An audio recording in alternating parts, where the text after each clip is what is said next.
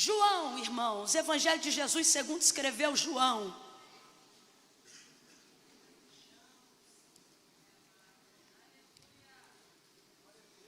Capítulo de número 9. Moço da água.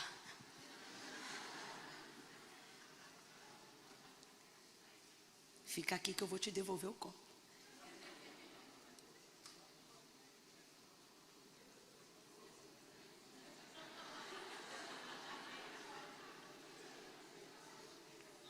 Só mais um pouquinho, peraí.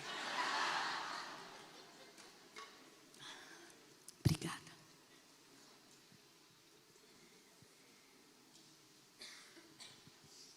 João capítulo 9. Quem achou, diga amém. Amém. Versos 1 em diante. Diz assim o texto sagrado: quando Jesus ia passando, viu um homem. Complete aí para mim, por favor. Viu um? Isso. Quando Jesus ia passando, viu um homem cego de nascença. E os seus discípulos, ou os discípulos de Jesus, lhe perguntaram: Rabi, mestre, quem pecou? Este ou os seus pais, para que ele nascesse cego? E Jesus respondendo disse: nem ele pecou, nem os seus pais, mas isto aconteceu para que nele se manifestem as obras de Deus. Devemos fazer as obras daquele que me enviou enquanto é dia. A noite vem quando ninguém pode trabalhar. Enquanto eu estou no mundo, sou a luz do mundo. E tendo dito isto, ele cuspiu na terra, fez lodo com a saliva e aplicou nos olhos do cego. E disse: vai, lava-te no tanque de Siloé, que significa o enviado. E o cego foi, lavou-se e voltou vendo. Não, você não deve ter ouvido, eu vou ler de novo. E o cego foi, lavou-se e voltou vendo. Isso. Então os seus vizinhos e os que dantes o tinham visto a mendigar, perguntavam dizendo: não é este aquele que ficava assentado pedindo esmolas? E alguns diziam que era ele, outros diziam: parece com ele. Mas ele mesmo, ao ouvir, dizia: sou eu. E perguntaram-lhe então: como foi que abriram os teus olhos? E ele respondeu dizendo: o homem chamado Jesus. Oh, aleluia. O homem chamado Jesus fez lodo, untou-me os olhos e disse: vai ao tanque de Siloé e lava-te. Então eu fui, lavei-me e pude ver. Verso de número 19. Perguntaram aos pais desse moço: este é o vosso filho? É ele o que vocês dizem ter nascido cego? Como é que agora então ele enxerga? E os pais responderam: sabemos que este é nosso filho e que verdadeiramente nasceu cego. Mas que agora como que ele vê, ou quem lhe abriu os olhos, não sabemos. Mas ele tem idade. Pergunte para ele e ele falará por si próprio. Seus pais diziam isso porque temiam os judeus, pois já os judeus haviam resolvido que quem confessasse naqueles dias ser e dizer que Jesus era o Cristo, deveria ser expulso da sinagoga. Foi por isso que eles disseram: tem idade, pergunte para ele. Chamaram então o homem que havia sido dantes cego pela segunda vez e disseram para ele: dá glória a Deus, porque sabemos que esse que tu dizes que te curou, ele é pecador. E respondendo o homem disse: se é pecador ou não, eu não sei. De uma coisa eu sei, que eu era cego e agora vejo. Oh, diga amém por essa palavra. Diga glória a Deus por essa palavra. Oh, glória a Jesus, aleluia. Botar despertador aqui, porque vira vigília fácil. Oh, glória a Jesus, aleluia, aleluia. Eu estava ali sentada, me lembrando da minha mocidade, que tem pouquíssimo tempo. E eu estava ali pensando, como quando conheci Jesus e quando conheci o seu amor, porque eu não nasci num lar cristão, eu fiquei, o que eu digo, né, para o pessoal lá de casa, e quem me conhece dessa época sabe, eu fiquei maluca no Senhor. O que é maluca no Senhor? É quando você topa toda loucura, você está tão apaixonado por Jesus que você não mede nada. Algumas pessoas chamam isso de primeiro amor, mas eu na verdade estou nesse único amor até hoje. Eu de verdade tenho pedido a Deus para amá-lo cada dia mais, nunca menos. E percebo que realmente o Espírito Santo tem trabalhado para que eu possa continuar oferecendo essa súplica diante de Deus e Ele possa continuar me recebendo essa oração. Aí deu vitória para você, ou te privou do teu galardão.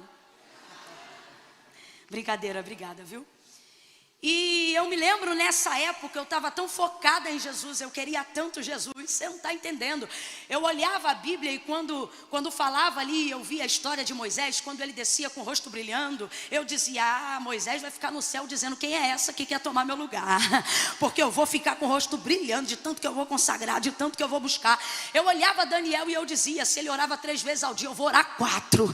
Eu dizia, eu quero orar 4, Senhor, porque eu não quero que tu tenha saudade de Daniel. E depois eu descobri Davi, aí fiquei mais maluca ainda. Aí eu disse, o quê? Davi era isso tudo para o Senhor? Pois agora então o Senhor não vai ter mais falta e nem saudade de Davi, eu vou ser da véia. Ninguém me segura mais. Eu buscava tanto, tão intensamente, às vezes da carne ficar fraca, buscando realmente uma consagração e tentando justificar o injustificável, tentando abraçar e agarrar o imerecido através de práticas e de atos que são legítimos, mas que na verdade jamais me colocariam em um patamar que me fizesse justificar aquilo que Deus gratuitamente já havia me dado. E aí eu comecei a falhar, porque a gente falha. Olha para quem está do teu lado e diga, a gente falha. Olha para mim, Deus não te fez para ser sobrenatural. Quando Ele te criou, Ele te fez humano, ser humano. E a verdade é que quando a gente conhece ao Senhor e experimenta o seu sobrenatural, o seu extraordinário, a gente quer prolongar esse período com o sobrenatural. Quem está entendendo, diga amém. Por exemplo, quem gostaria de estender para a sua casa essa atmosfera que está vivendo aqui? Quem gostaria de levar na mesma proporção de intensidade aquilo que estava recebendo quando o servo do Senhor estava ministrando aqui? A nossa vontade, se pudéssemos transferir esse ambiente ou estendermos em largas grades de hora a unção, o poder, o avivamento, o quebrantamento, aquele choro, aquele pranto que muitas vezes invade a nossa alma e a gente sabe que é a presença do Senhor de maneira imponente, como um rio que corre para o mar e não pode ser parada. A gente não quer parar aquele choro, a gente não quer parar aquela vontade. Inclusive, são em momentos como esse que a gente faz votos dos quais às vezes nem dá conta de pagar, porque a gente está tão motivado, a gente está tão focado. E eu tenho certeza que tem pessoas aqui que já prometeram coisas ao Senhor, já firmaram propósitos com o Senhor, até porque essa atmosfera é favorável para isso, para que você comprometa-se. Só que quando isso aqui acaba, a atmosfera não é mais a mesma. Só fica você e a sua carne que quer poupar energia. Só fica você e a sua carne que tem prazer no descanso. Só fica você e a sua carne dizendo que lê a Bíblia que nada, vai maratonar aquela série que você não viu ainda. Só fica a sua carne dizendo, ou você acha que na segunda-feira sua carne vai dizer, entra para o quarto, fecha a porta e entrega pelo menos 1 hora de oração para Deus. Não, ela vai dizer, sabe o que? Dorme, você está cansado, retiro, liga a televisão, um balde de pipoca e cai dentro. É isso que a sua carne vai dizer para você, sabe por quê? A carne não opera voluntariamente para Deus bem algum. Tudo que ela faz, que se reverte para a glória de Deus e edificação da nossa alma, é por imposição ou impelimento do Espírito Santo, que trabalha como cooperador, te convencendo daquilo que faz bem para você. Porque como disse Salomão, o que faz bem para você não é a carne. Olha o que ele disse, se o Espírito estiver de pé, ele animará todo o corpo. Mas olha o que ele diz, porém, se o Espírito estiver abatido, quem pois o animará? E eu me lembro que fortalecia então nessa busca incessante muito o Espírito, mas a gente não foi chamado para ser sobrenatural. Por isso que até Jesus, depois de 40 dias, comeu. Por isso que qualquer pessoa que entra num método de consagração, de profundidade, de imersão como aquilo que nós estamos fazendo aqui hoje, tem um tempo para iniciar e um tempo para se retirar. Porque quando o Senhor nos criou, Ele não nos fez sobrenaturais, Ele nos fez humanos. Quando Paulo pediu ao Senhor e ele dizia insistentemente, ele dizia: tira de mim, por 3 vezes ele anuncia, eu orei, eu clamei ao Senhor e eu disse: arranca de mim esse espinho na minha carne, esse mensageiro de Satanás, que de tempo em tempo vem me esbofetear. E quando o Senhor se destinou a respondê-lo, depois de um clamor repetitivo por 3 dias, o Senhor disse para ele: a minha graça te basta, e o meu poder se aperfeiçoa na sua força. Quem lembra, gente? O meu poder se aperfeiçoa na sua fraqueza. Vá compreendendo isso aí. Nossas dependências, debilidades e fragilidades afrontam a nossa humanidade, afrontam a nossa carnalidade, muitas vezes esmagam o orgulho e a vaidade da nossa santidade, mas são elas que nos movem para o lugar de uma adoração sincera, de um coração quebrantado, de um coração contrito. Eu quero que você compreenda que Deus não está interessado em substituir na sua vida coisas que só a sua humanidade deve e pode fazer. Camila, eu não estou entendendo. Tem pessoas aqui que ainda não conseguiram entrar num caminho de constância, ainda não conseguiram esbofetear a procrastinação que afronta o seu espírito. E não é porque elas não querem, não é porque elas não amam. E eu estou falando com vocês, não é porque vocês não querem, não é porque vocês não amam, é porque de verdade, ou a gente fica na carne, ou a gente fica no espírito. Na nossa cabeça a gente pensa que é isso. Ou você consagra muito e não peca, fica santarrão, fica crente pra chuchu, julga o pecado de todo mundo. Ou então você fica carnudão e tudo respalda pela graça e nada tem nada a ver e é oba-oba. E aí você fica lá e cá, lá e cá e lá e cá. Tua vida parece um eletrocardiograma, hora em cima, hora embaixo. E não foi assim que Deus nos criou. Por isso que não dá certo quando a gente fica só no sobrenatural. E por isso que também não dá certo quando a gente vem só pro natural. Porque quando o Senhor nos fez dotado de tricotomia, espírito, alma e corpo. E todos eles para andarem em harmonia. Por exemplo, quando o Senhor criou o homem e o plantou no jardim do Éden, preste muita atenção, não há pecado no mundo. Eu quero que você imagine agora a cena do jardim. Imagina a cena do jardim, gente. O cenário perfeito que só será retratado novamente na eternidade. Um lugar sem pecado, sem erro, sem maldade, sem mentira, sem engano. Um lugar onde eu não preciso forçar, nem para sentir Deus, nem para fluir Deus, e nem preciso esmagar a minha carne, porque até a minha carne coopera com a comunhão que eu tenho com Deus. A cena e a vida de Adão era essa. Então diga para mim, o cenário é perfeito, sim ou não? O cenário é perfeito, sim ou não? Mas ainda assim, no verso 18, mesmo tendo Deus feito todas as coisas, quando ele percebe Adão dentro daquele cenário, que humanamente falando é de perfeição, não é Adão, mas é o próprio Deus que diz assim: não é bom que o homem esteja só. Aí eu te pergunto, você vê Deus indo conversar com ele todos os dias, não como a gente aqui em espírito e em verdade, mas em pessoa. Completa para mim, para eu ter certeza que você está me ouvindo bem, hein? Pessoa. Imagine absolutamente nenhum outro homem, nem mesmo Moisés, porque o viu de relance apenas pelas costas, mas Adão via Deus face a face. Adão conversava com ele em pessoa, ao ponto de um extraordinário se tornar cotidiano, de maneira tão tremenda que nem sabemos em que esfera aquela comunicação caminhava, se era por intermédio de palavras verbalizadas ou de pensamento, porque a presença de Deus enchia o jardim em sua glória, e Adão não precisava se privar dela para morrer, mas a tinha enquanto vivia. Vai ouvindo isso aí? Um homem que vê Deus em pessoa todo dia, tem falta de alguma coisa? Tem falta de alguma coisa? Não, porque você quer colocar na rotina o sobrenatural, mas Deus vê que um homem que vê Ele todo dia e fala com Ele todo dia vai sentir falta de alguma coisa, e Ele não se ofende com isso, porque quando Ele criou o homem, Ele não disse façamos igual, Ele disse façamos semelhante. Mas qual é o problema? O problema é que você rejeita a semelhança, o que você quer é ser igual.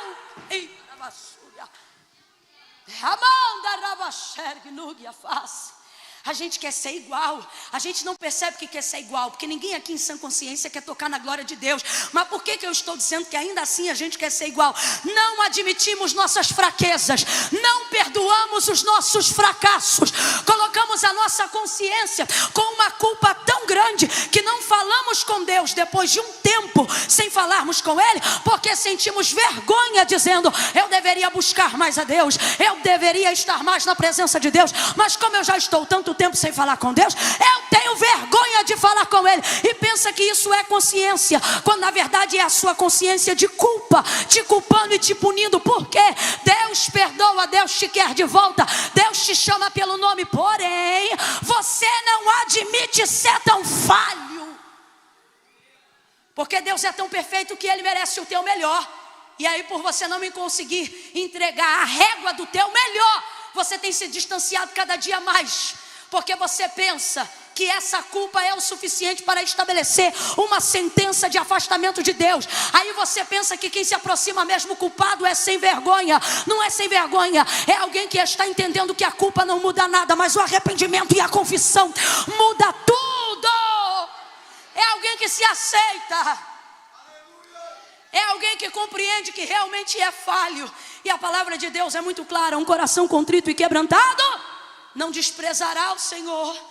E por que eu estou falando isso ainda antes de entrar no texto sagrado?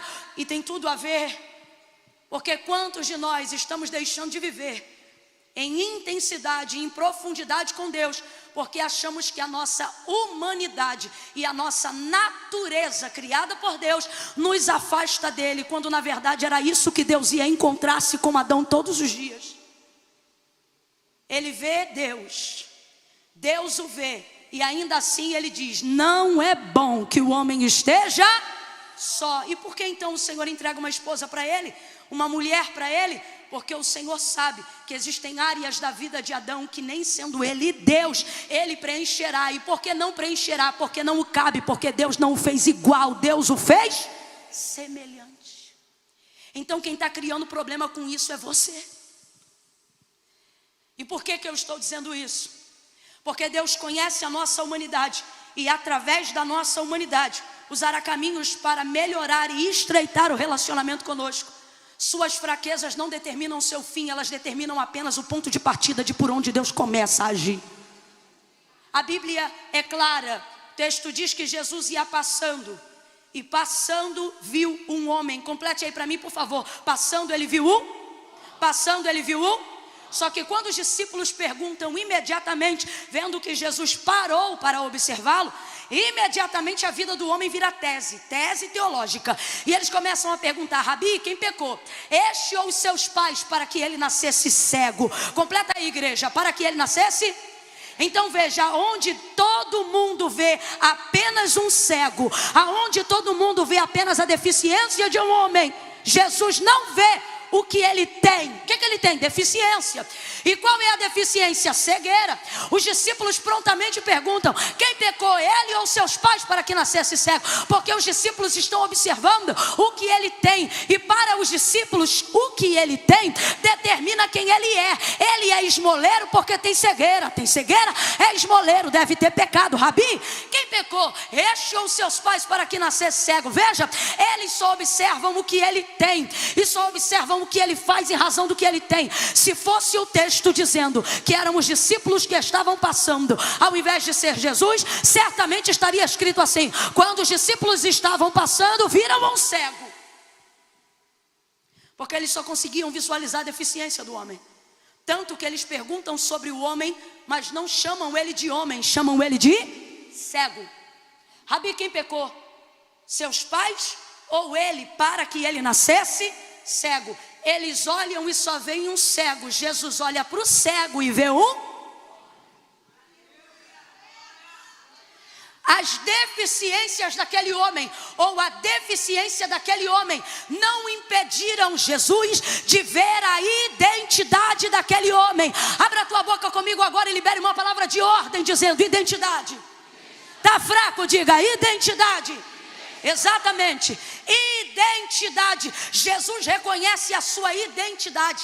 Ele sabe quem você é. Por isso ele diz: eu sei que pensamentos tenho de vós, diz o Senhor, pensamentos de paz e não de mal, para vos dar o fim que desejais. Eu já falei isso 1000 vezes e vou falar quantas 1000 vezes o Senhor mandar. Baseado nessa palavra, Deus está dizendo categoricamente a esta Israel, que vive se sentindo rejeitada, que vive sentindo que precisa de outros deuses, que vive sentindo que precisa se assemelhar a outras nações para ser igual a elas, porque não aceita a sua identidade definida. E qual é a identidade de Israel? Você não é o que dizem que você é. Você também não é o que a sua mente diz que você é. Você é quem eu estou dizendo que você é.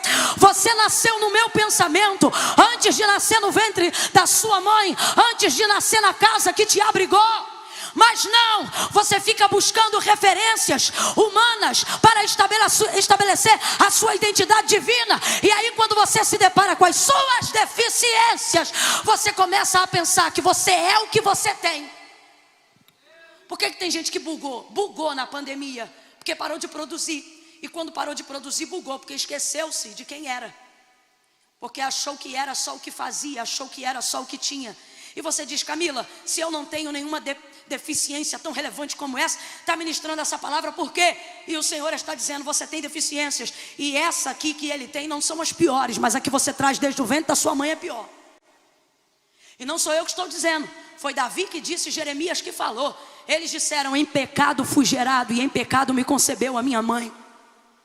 O Senhor é claro e ele diz: todos pecaram e destituídos foram da glória de Deus. O homem que diz que não peca já pecou mentindo, porque mentiroso é todo aquele que diz que não peca ou que não é pecador. São deficiências que a gente quer largar. Todo mundo aqui quer ser melhor para o Senhor. O problema é que em algum momento da nossa vida elas gritam tão alto que a gente pensa que a obra que Deus gostaria de começar na nossa vida, no ministério que Ele nos confiou, Ele não será capaz de concluir. Por quê? Porque essas deficiências são tão grandes que eu acho que Deus vai ter que acabar antes mesmo de começar.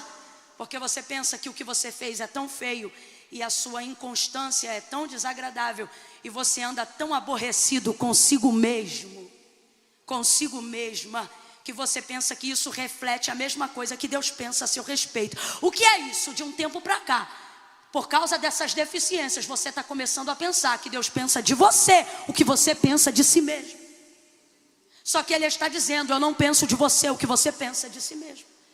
Olha que coisa interessante. Aonde todos só veem um cego, Jesus consegue ver o homem. Jesus tem essa capacidade de olhar para o mesmo lugar que outras pessoas estão olhando e ver o que absolutamente ninguém está vendo. Jesus olha para um lugar que todas as pessoas estão olhando e as pessoas só veem o que está diante dos seus olhos, e Ele vê o que está por trás dos olhos que sofrem. Jesus, por exemplo, se passasse na Cracolândia, quando a gente passa lá, alguém olha e aponta e diz: olha, ali vai um cracudo. Jesus olha para o mesmo cracudo e diz: olha, ali tem um menino. Num prostíbulo ou num ponto de prostituição, humanamente falando, por causa daquilo que alguém faz, a gente define a identidade daquela pessoa por aquilo que ela está fazendo. Então a gente passa e diz: olha, é uma prostituta. Jesus passa olhando para a mesma prostituta, e antes de ver o que ela faz, ele consegue enxergar quem ela é. Ele olha e ele diz: olha, uma mulher.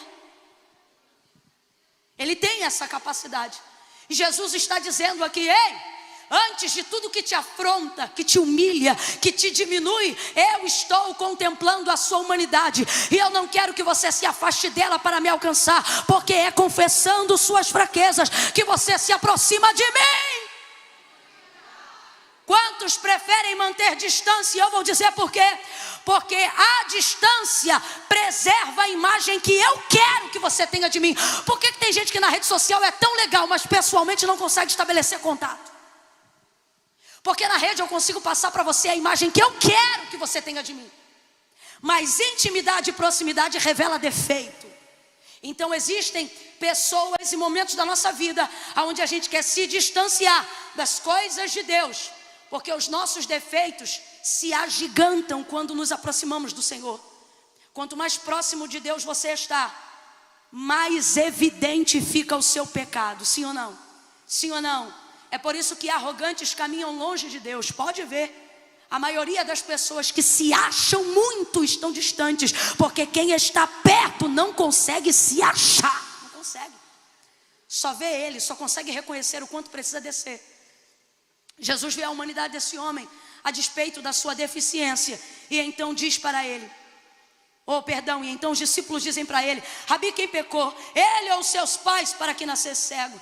Jesus diz: nem ele, nem os pais dele. Sabe o que o Senhor está dizendo? Parem de querer buscar respostas para estabelecer julgamento. É isso que Jesus está dizendo. Ele diz: nem ele, nem os pais dele.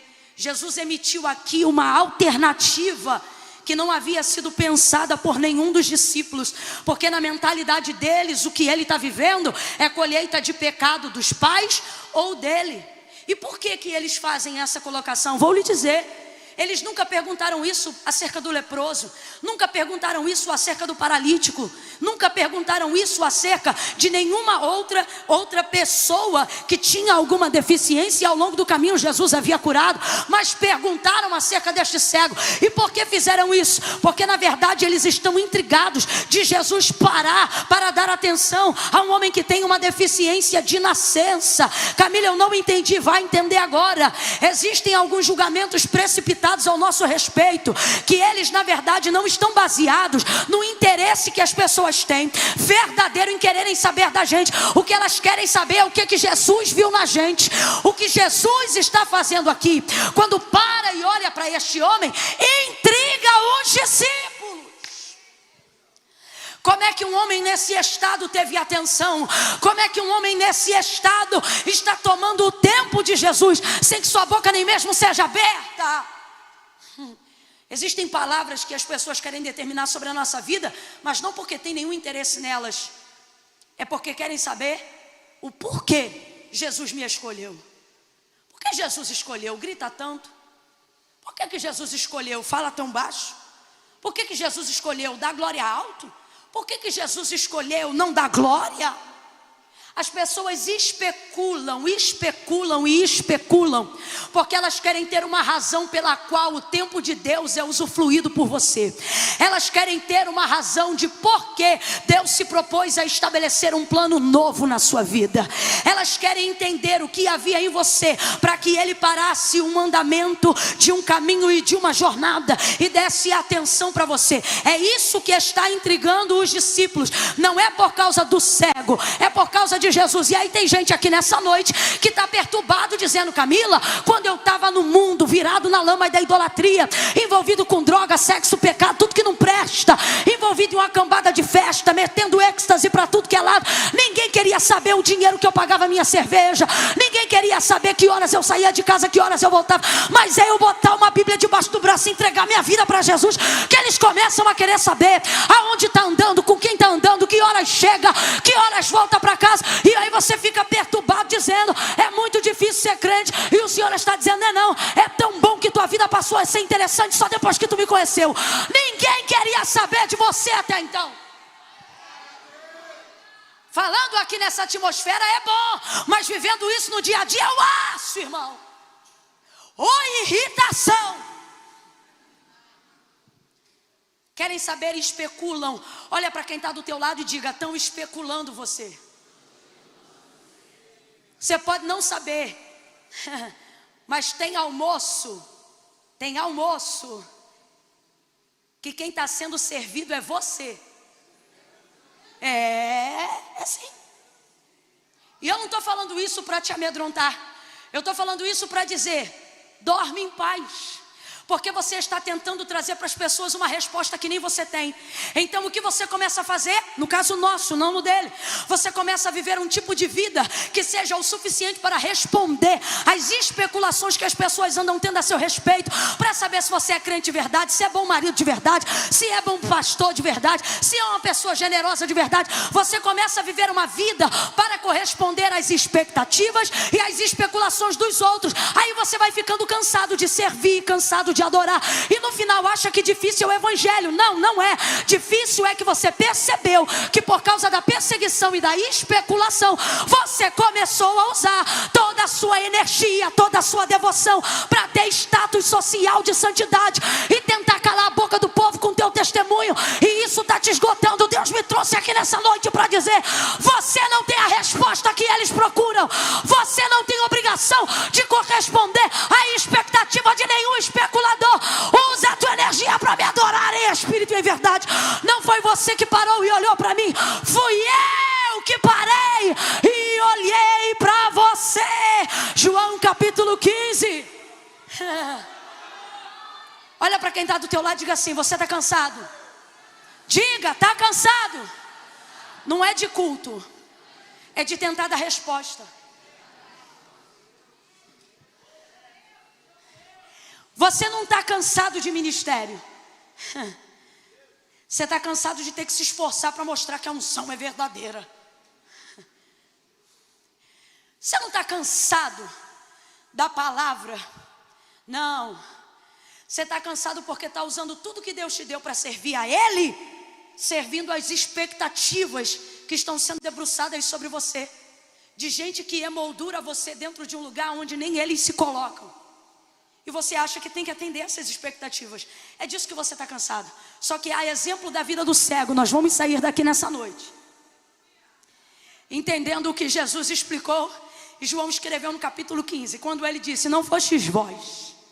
Olha o que o texto diz: e passando Jesus, viu um homem. Então presta atenção, o homem era cego. Passando Jesus, viu um homem. Quem viu quem? Jesus viu quem? E o homem era... podia ver a Cristo? Então quem viu quem? Quem viu quem? Jesus está dizendo: você quer dar através da sua vida respostas que só eu posso dar, porque quem te escolheu fui eu. Quem sabe o motivo pelo qual eu te escolhi fui eu. Não fostes vós que escolhestes a mim, mas eu que vos escolhi a vós. Fala a verdade, fala a verdade. Você também não sabe o que ele viu. Fala sério. Não sabe o que ele viu. Tem coisas que só a eternidade vai revelar. A canção que o irmão Wesley cantou aqui, ele disse que tem sido a canção da vida dele, tem sido a canção da minha vida há mais de 30 dias. E interessante que eu fui capturada por essa canção, não só pela melodia, harmonia maravilhosa, voz impecável, mas por uma parte que diz desprezível. E eu comecei a perceber que realmente eu não fluiria em nenhuma outra coisa senão no chamado do Senhor.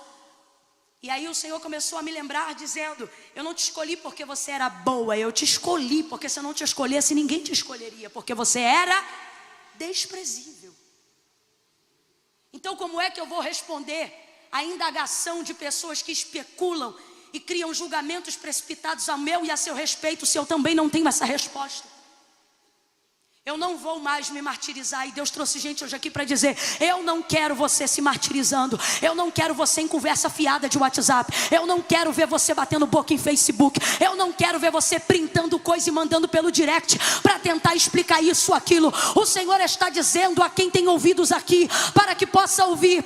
Ele está dizendo: pare, porque essas indagações não são sobre você, mas são sobre aquilo que eu vi em você. Agora tem uma coisa boa, e se eu fosse você, começava a reagir debaixo dessa palavra, porque quando eles perguntam, ou foi ele ou foi os pais, Jesus chega dizendo: nem ele nem os pais, isto aconteceu para que a obra do meu Pai se manifeste aqui na terra. Sabe o que ele está dizendo? Isso não é sobre ele, nem sobre os que vieram antes dele, isso é sobre Deus, isso é sobre Deus, porque dele, por ele, nele e para ele são todas as coisas. Oh, aleluia! Nem ele nem os pais, só aconteceu para se manifestar nele a obra do meu Pai. Aí ele cospe, faz lama, lodo e aplica nos olhos do cego. Vamos embora lá, aplica onde? Aonde? Aplica nos olhos do cego. Aplicou nos braços, nas pernas, somente na área da deficiência. Jesus faz isso por aproximação. Preste muita atenção. Jesus faz isso por aproximação. Quando a cura começa por aproximação, você não pode permitir com que aquilo que você carrega, com que a deficiência que faz você se sentir humilhado, te afaste dele. Ainda que envergonhado, ainda que constrangido, você precisa se aproximar, porque a cura começa na aproximação. Deus está dizendo a alguém aqui nessa noite: chegue mais perto. Chegue mais perto.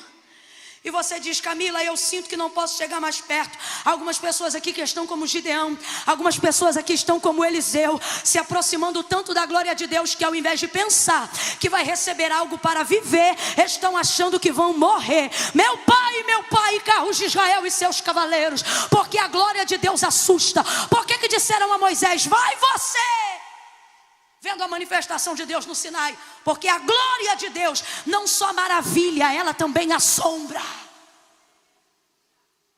E tem gente que está vivendo só o período do assombramento, do quão terrível é este lugar. E o Senhor está dizendo: esse lugar é terrível, mas é também maravilhoso.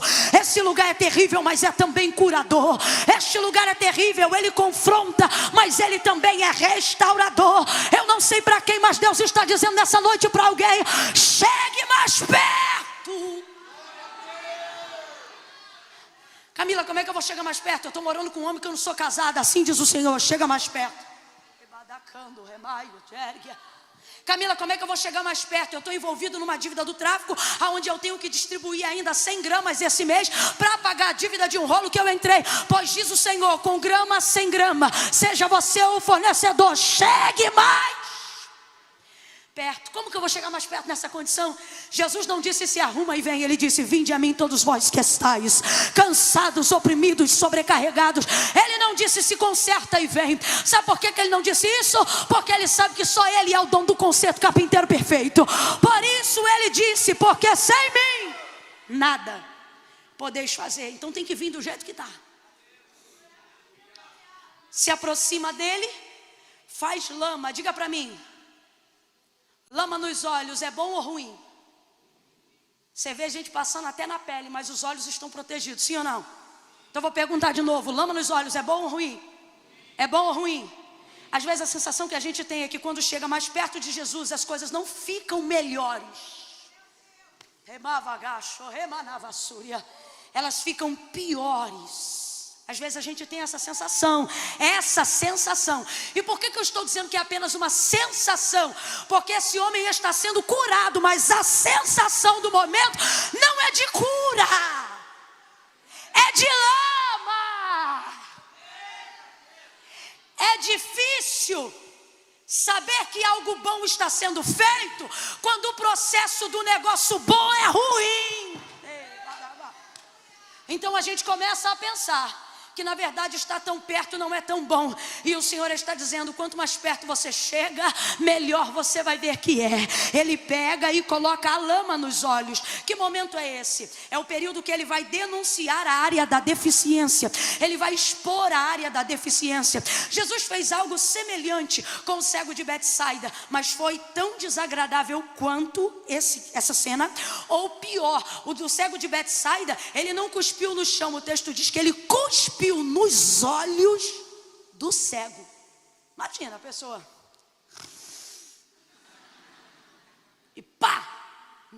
No rosto. Gente, o rosto é onde preservamos a maior parte da dignidade. Tanto que você se embolava na escola quando era criança. Ou alguém podia até te bater, mas se desse na cara. Na cara não. Lembra disso? Jesus vai cuspir nos olhos. Aí quem olha o processo da aproximação para viver a cura diz como é ruim. Eu não quero isso para mim. Esse confronto, essa denúncia, essa confissão. Alguém olha e diz, quem está de longe, vendo Jesus curando o cego de Betsaida, por exemplo, podia dizer assim: olha como Jesus está cuspindo no cego. Mas quem está de perto e sabe que ele vai ser curado, compreende, ao invés de dizer, olha Jesus cuspindo no cego, vai dizer, veja, Jesus está cuspindo na cegueira. Que é isso? Cuspe é desprezo. Completa para mim para eu saber que você ainda está comigo. Cuspe é É o último grau do desprezo. O último grau do desprezo não é tapa na cara. O último grau do desprezo é vômito ou cusparada.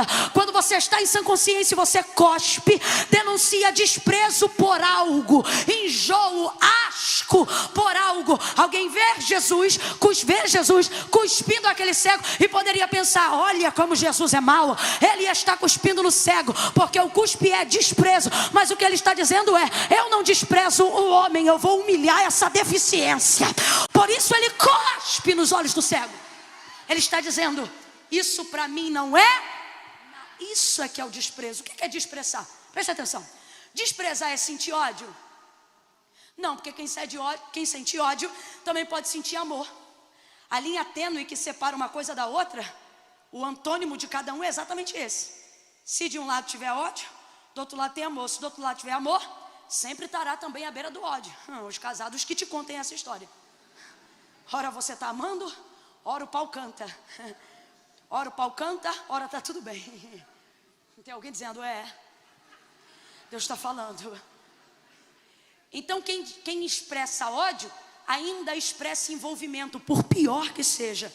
Mas quem expressa desprezo, indiferença, está dizendo: tal coisa para mim não significa.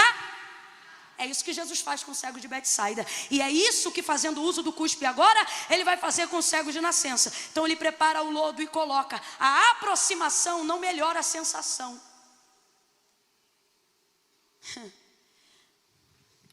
Só que o momento da lama vai passar, o da visão não. Então o Espírito Santo está colocando aqui as duas coisas numa balança e ele está dizendo: aguenta o desconforto para viver a eternidade? Porque a tua aproximação com Cristo não é obrigatoriedade do céu abrir todas as portas para você.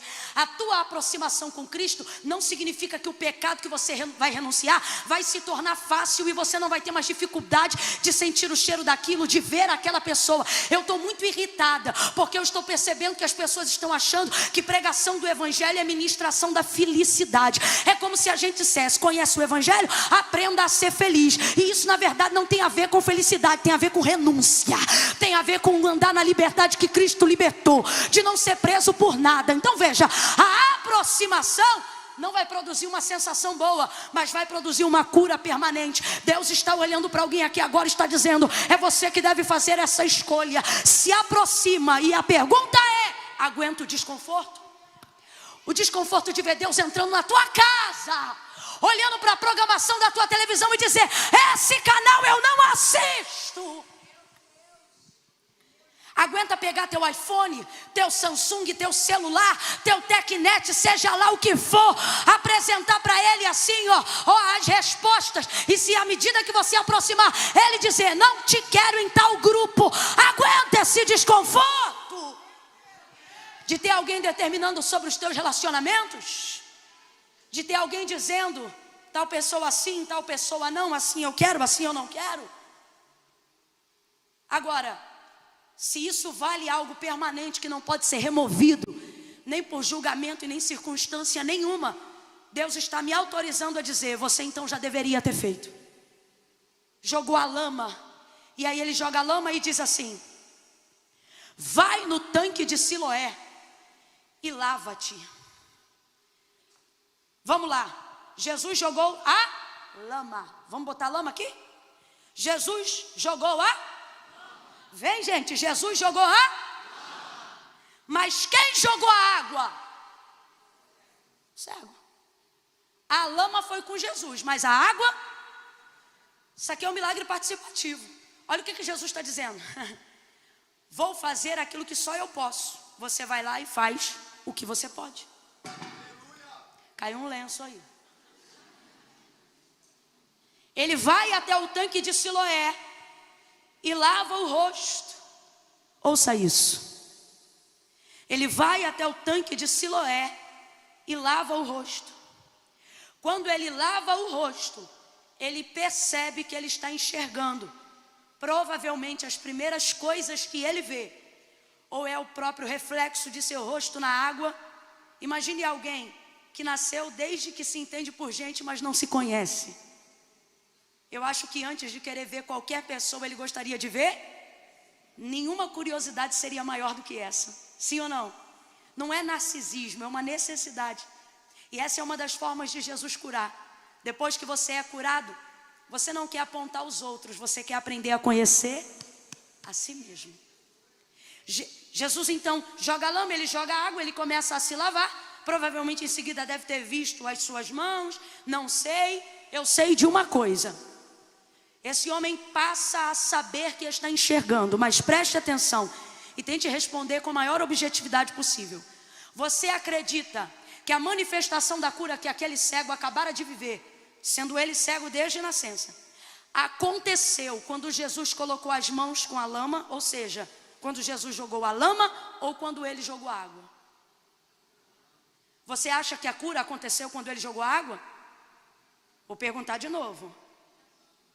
Você acha que este homem foi curado imediatamente? Em que momento?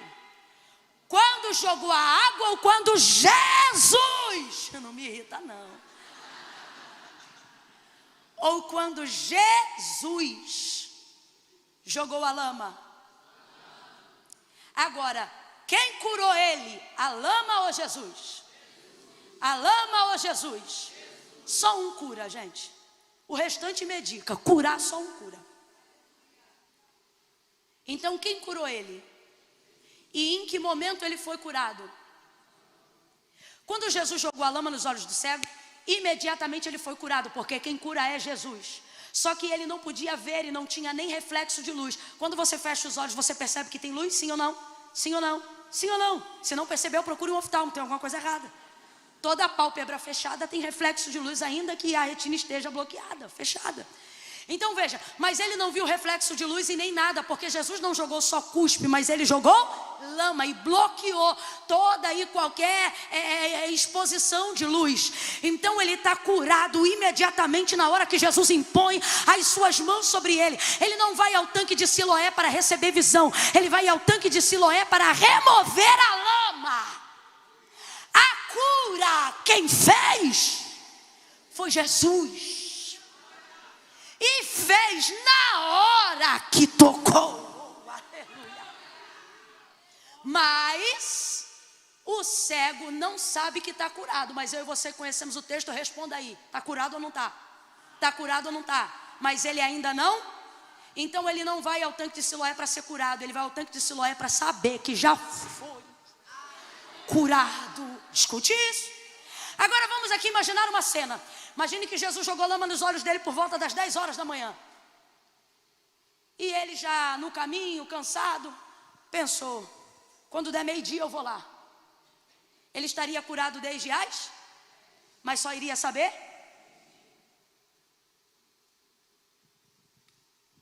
Jesus faz duas coisas que você precisa entender que é com ele. Quando ele envia o homem ao tanque de Siloé, ele está deixando algo muito claro. Ele está dizendo: quando você vive o desconforto da aproximação, da lama, da denúncia, da confissão da sua deficiência ou do seu erro, eu exponho mesmo esse erro, eu te confronto, eu te ensino, eu te exorto, eu te disciplino, eu te constranjo, e eu faço isso porque eu te amo. E eu sei que não é bom, eu sei que não é agradável, só que tem uma diferença de quando os homens fazem e de quando eu faço. Ele jogou a lama e disse aonde estava a água. Camila, eu não estou entendendo, vai entender agora. Os vizinhos sabiam que ele era cego desde nascença. Vê ele passando com a lama e vê ele voltando e sendo curado. Vê que ele está vendo e começam a dizer: parece o esmoleiro, parece o esmoleiro. E ele mesmo vai insistir dizendo: não parece, sou eu mesmo. Vai ouvindo isso aí. Eu imagino que teve gente que quando viu ele com lama, porque a Bíblia trabalha com síntese, então não tem cada detalhe, mas cabe aqui uma conjectura. Se alguém sempre te vê passando na rua, sempre te vê passando na rua, sabe que você tem uma deficiência, aí um dia tu vai lá e passa naquela rua com a cara toda borrada de lama, irmão. É natural que alguém diga: ei, ô cego, tá sujo, ei, olha, tem lama aí. Eu imagino ele respondendo: fique tranquilo, porque quem jogou a lama também me disse aonde tem água. Camila, eu não estou entendendo, vai entender. O Senhor está dizendo: quando você expor o teu pecado, quando você expor a tua deficiência, e quando eu expor aquilo que precisa ser expurgado de você, não será dor apenas, também haverá cura, porque quem faz a ferida também liga. Quem faz a ferida também liga. Esse é o Jesus que você serve. No mundo vai sobrar julgamentos. Olha o que ele fez, olha o que ela faz, olha quem ele é. Jesus está dizendo: se foi eu que joguei lama, eu sempre vou te dizer aonde está a água. Sabe o que ele está dizendo? Jamais eu vou apontar um pecado seu sem te dizer aonde está o perdão para esse pecado. Jamais, jamais eu vou te confrontar com um erro seu sem te dizer aonde está a forma de acertar aonde você errou. Esse homem volta, lava, e quando ele lava, ele percebe que ele já está curado. É uma bagunça, um burburinho começa. E começam então a dizer: como é que você foi curado? Porque ele dizia: sou eu mesmo. Ele dizia: sou eu mesmo. Wesley, eu posso chamar os rapazes que estão com você para me ajudar a encerrar? Vocês podem me ajudar aqui? Ele voltou enxergando, e ao invés de dizerem, ouça isso: olha, ele está enxergando, eles diziam: parece o esmoleiro. Gente, foca aqui na cena. Vamos supor que esse homem tem uns 40 anos de idade. Vamos supor. Ele é conhecido dos seus vizinhos há 40 anos como cego. Um dia esse homem aparece enxergando. O povo está olhando para ele, e ao invés de dizer: é o cego que está enxergando, eles dizem: é o esmoleiro. Por que esse homem era esmoleiro? Porque o levirato impunha a quem tinha uma deficiência, vamos dizer aqui dentro da nossa CLT, né, que não tivesse carteira assinada. Por isso eles dependiam de esmola. Mas o que no Novo Testamento a gente chama de esmola, no hebraico, na lei do levirato, chama-se nedavá. Desculpa a pronúncia, mas eu não sei falar hebraico. Significa oferta da mão direita, ou algo semelhante. Por isso que Pedro se constrange. O milagre da Porta Formosa, não é Pedro dizendo não vou dar, é Pedro constrangido por de verdade não ter, porque a lei colocava essas pessoas numa condição de auxílio, e quem fosse bom cristão, quem fosse bom servidor da lei, jamais poderia negar a nedavá. Então ele fica constrangido com o que não tem, e por isso um milagre é provocado na Porta Formosa. Então por que esse homem é um esmoleiro? Eu vou falar rasgado.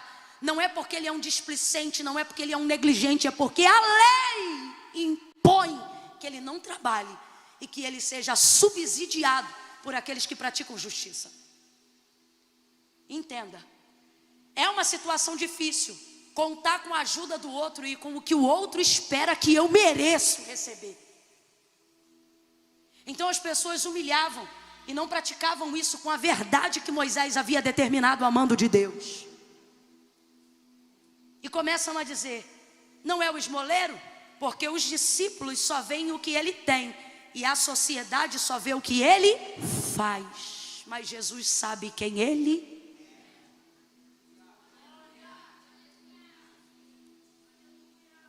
Jesus sabe quem você é. Oh, meu Deus. Os homens e os vizinhos de vez, ao invés de dizerem: olha, ele está enxergando, não. Eles diziam: não é o esmoleiro? Não é o que pede esmola? E eu acho bacana, porque ele não troca de calçada. Ele vai para cima deles dizendo: sou eu mesmo. Sabe o que ele está dizendo? Sou a mesma pessoa, só não faço mais as mesmas coisas. Ele vai continuar sendo o homem que ele sempre foi e que Jesus viu, só que agora não vai precisar pedir esmola. Quando Deus entra na tua vida, Ele não precisa te obrigar a dizer o que você não tem que fazer. É você que, entendendo quem você é, sabe o que não pode e o que não precisa mais fazer para sobreviver. Lavou, aí agora os pais estão sendo questionados, porque ninguém podia dizer que Jesus fazia milagre ou que era o Cristo. Mandam chamar o homem e eu começo a entender porque que Jesus escolheu ele. Está ele agora dentro da sinagoga e os maiorais perguntam para ele: responda aí. Capturam ele e dizem: diga aí como é que você foi curado. Aí ele diz: o homem chamado Jesus jogou lama, eu joguei água e estou aqui vendo. Uma outra coisa que o deficiente não podia fazer era entrar no templo, e agora ele entrou. Só que a vida inteira ele nunca entrou, e agora ele entrou para ser indagado. Aí perguntam de novo: diga aí, porque querem meter-se na história, não querem que digam que essa obra foi Jesus que fez. Diga aí como é que você foi curado. E ele disse: ora, eu já disse, o homem chamado Jesus jogou lama, eu joguei água e vi. Vocês estão perguntando de novo por quê? Vocês querem ser discípulo dele? Abusado. Sabe o que é ele dizendo? Eu queria ter entrado aqui a minha vida toda, nunca pude. Agora que eu entrei, vocês estão perguntando por quê? Ele não faz mais questão disso. Aí ele responde de maneira ousada: estão querendo ser discípulo dele? Aí eles dizem assim: nós não, vai tu ser discípulo dele. Tem gente que pensa que está te amaldiçoando quando está só falando a verdade. Tem gente que vê você no processo de santificação e diz: ah lá vai a santa, lá vai a santa. E Jesus dizendo: é isso mesmo, vem santa, vem santa. Ah lá, ó besta, lá vai o crentão, lá vai o crentão. E Jesus dizendo: isso mesmo, meu filho, 2022 tu vai ser o maior crentão dessa parada. Vai tu ser discípulo dele. Expulsaram o homem do templo. Ele saiu e as portas se fecharam. Completa aí, igreja. Ele saiu e as portas se... Aí quando as portas se fecham atrás dele, por causa da experiência que ele viveu com Jesus, preste atenção, o mundo até admite que você vive experiências com ele, só não admite que você as conte.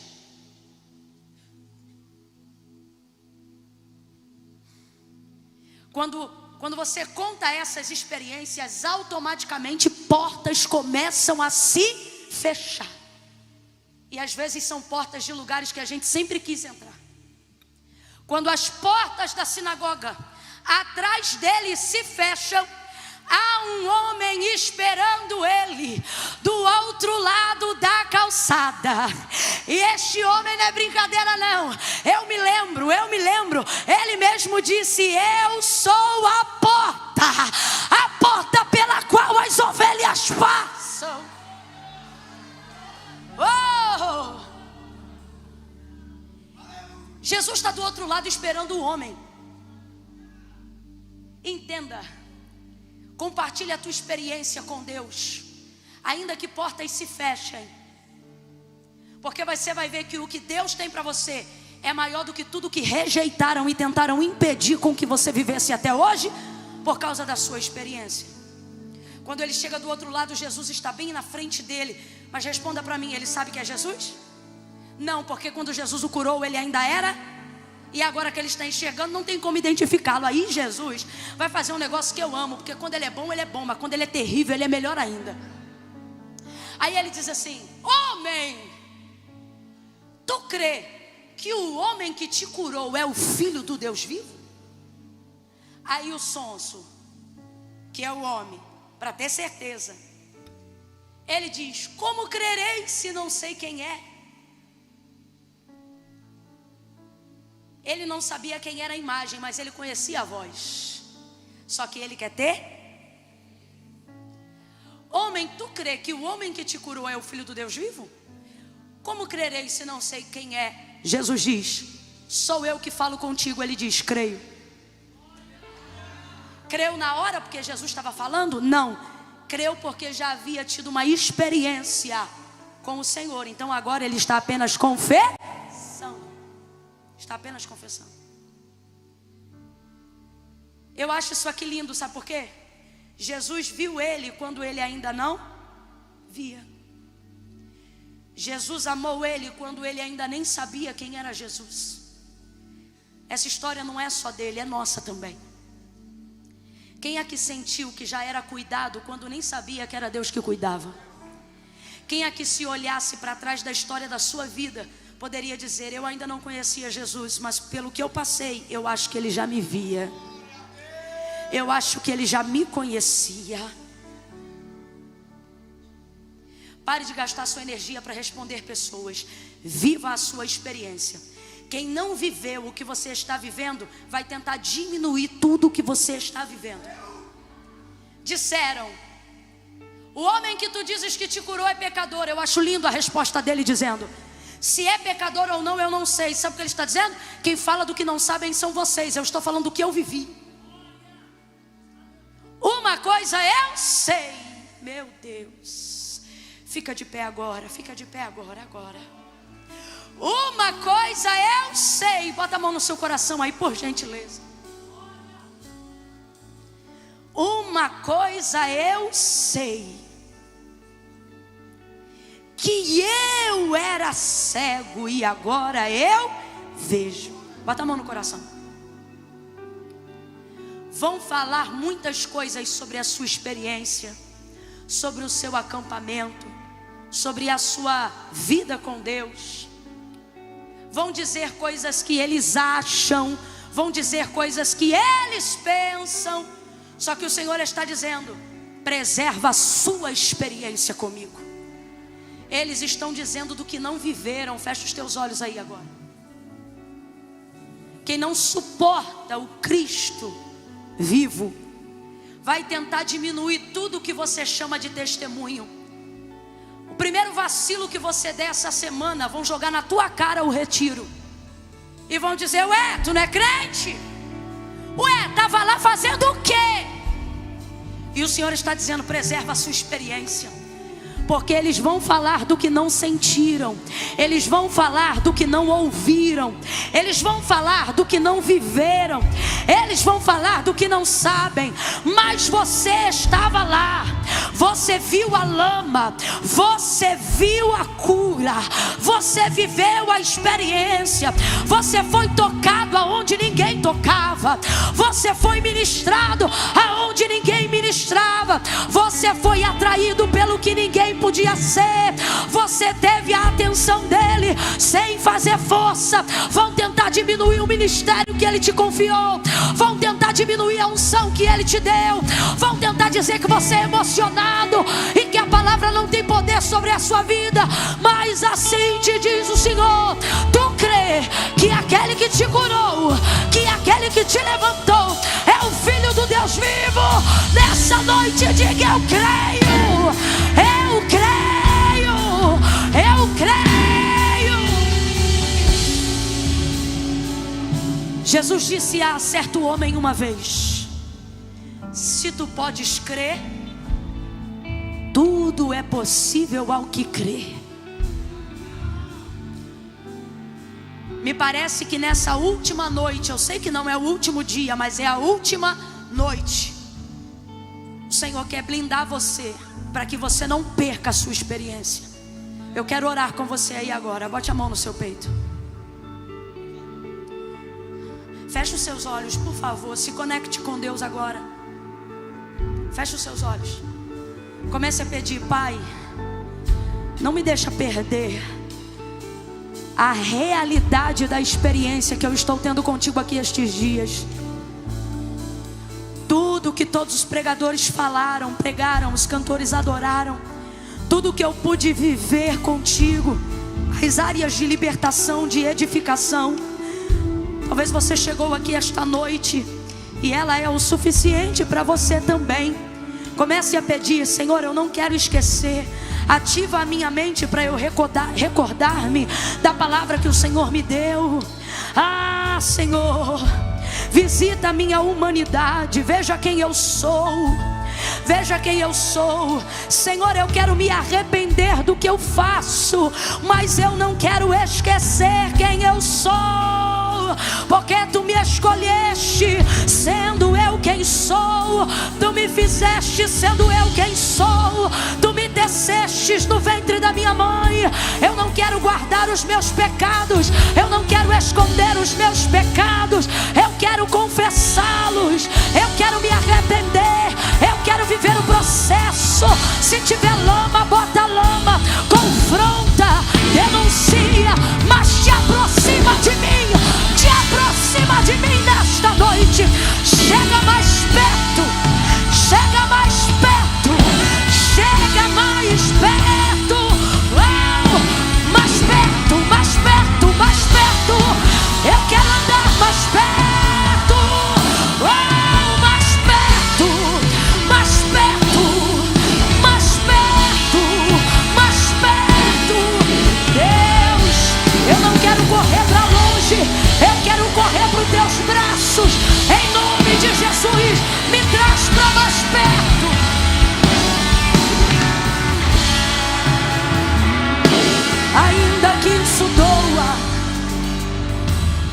Ainda que eu viva momentos desconfortáveis, ainda que a minha carne venha gemer, ainda que eu venha perder amizades, não há ninguém que eu queira ser mais íntima do que o Senhor. Não há ninguém que me aceita como eu sou, como o Senhor. Então eu não tenho interesse de agradar a mais ninguém, mais do que eu quero agradar ao Senhor. Há uma palavra revelada aqui agora, e Deus está me autorizando a dizer na primeira pessoa. Ele está dizendo assim: diga a ele, diga a ela, que eu vou restaurar a intimidade que foi perdida ao longo dos anos. Você vai viver um novo tempo de intimidade e comunhão com Deus, de maneira mais intensa, de maneira mais profunda. Wesley, eu sei que certamente há muitos de Deus na sua vida ainda que possa ser transbordado sobre a nossa hoje aqui. Mas será que você conseguiria me ajudar na parte daquela canção que diz: mais perto do monte, mais perto? O medo quer me parar, então me tira o medo, porque isso retrata quem está evitando a aproximação por causa do medo. Tem gente que vai poder ficar no lugar, mas tem gente que precisa receber uma unção visceral, sabe, aquela que vem de dentro para fora. O altar hoje é tanque de Siloé, preste atenção. Eu sei que tem gente aqui que já enxerga, já vê o que Deus quer e já sabe quem Ele é. Mas tem gente hoje aqui que foi confrontado no seu erro, tá com a lama, mas ainda não jogou a água. O que é isso? Evitou a aproximação do confronto, da confissão, por algum motivo. O Senhor está dizendo: você já está livre, já está curado, mas enquanto não jogar água não vai saber. Então eu só vou dizer uma vez: quem tem sensibilidade espiritual, seja guiado pelo Espírito agora. O altar é o tanque de Siloé. Se você precisa remover alguma coisa para completar o processo, o tanque de Siloé está aqui agora. Irmão Wesley. Mais perto da monte, mais perto da face, me espanto com o peso da tua glória. Mais perto da glória, mais perto da morte. Lava. Quem tem fé para passar a mão no rosto? Lava. Você que está em casa, lava. Me faz dizer, Moisés, suba meu lugar. Eu não quero depender da Camila, eu não quero depender do Wesley, Senhor, eu quero depender de Ti. Eu quero me aproximar de Ti. Eu quero ter uma experiência individual e intransferível. Me espanto com o peso da glória. Mais perto da glória, mais perto da morte.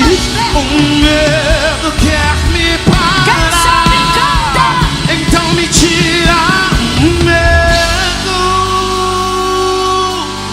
que me faz ser Moisés, suba no meu lugar, que me faz entender que a tempestade é você, chuva forte é você, vento forte é você, e o que me faz tremer as pernas, a porta aberta é você, mas a fechada é você, é tudo sobre você. Que a tempestade é você, chuva forte é você, vento forte é você. Que a porta aberta é você, mas a fechada é você, é tudo sobre você.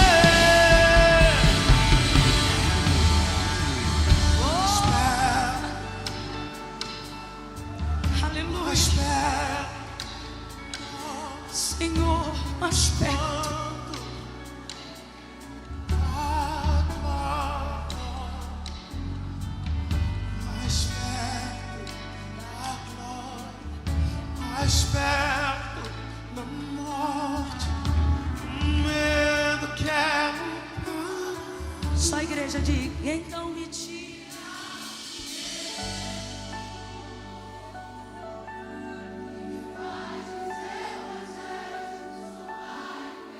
Senhor, não queremos outro em nosso lugar, queremos a nossa intimidade com o Senhor. Faça, Senhor, o teu povo entender isso.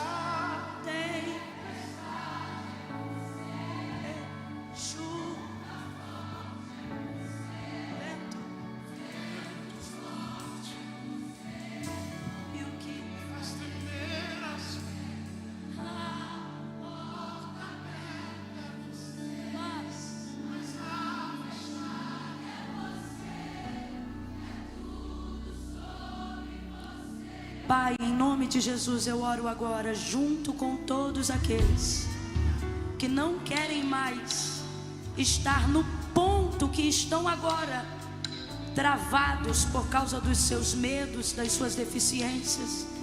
Aonde houver alguém em casa agora, no trabalho, alguém ao alcance da voz profética, liberta essa pessoa de si mesma, de tudo que ela pensa e que ele pensa sobre si próprio, de toda a necessidade de corresponder a expectativas humanas. Liberta-nos disso, Senhor, e nos ajuda no processo do desconforto da confissão, no processo do desconforto da denúncia do nosso pecado. Aconteça o que acontecer, nós queremos viver essa experiência contigo, Pai. Assim como o Senhor tem me ungido neste tempo para viver uma nova experiência, eu compartilho agora desta mesma unção. Aonde houver alguém ao alcance da voz profética, receba esta unção que inaugura um novo ciclo, esta unção que te chama a um nível mais profundo de intimidade com Deus, Oh, não deixa, Senhor, ninguém tocar, não deixa, blinda essa vida, blinda essa pessoa, que hoje, aqui e agora, ela seja renovada. Recebe renovo, recebe renovo, recebe renovo. Seja renovada, renovado, para viver um novo tempo de intimidade, de comunhão e de experiências como teu Deus. Jesus. Oh, quem está de joelho, fique de pé agora.